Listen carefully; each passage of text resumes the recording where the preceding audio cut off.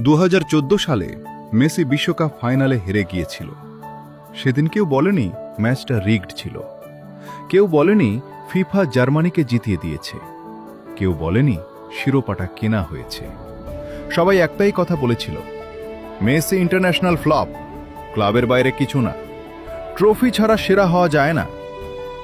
Messi সেটা শুনেছিল, চুপ করে হজম করেছিল এবং ফিরে গিয়েছিল।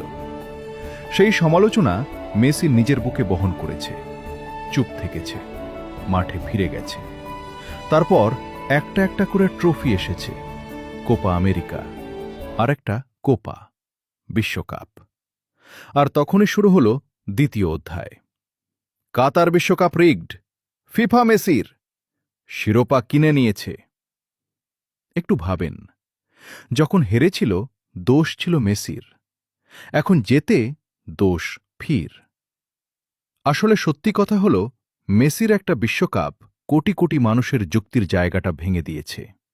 আর সেই ধ্বংসস্তূপের ওপর দাঁড়িয়ে তারা এখন নতুন গল্প বানাচ্ছে।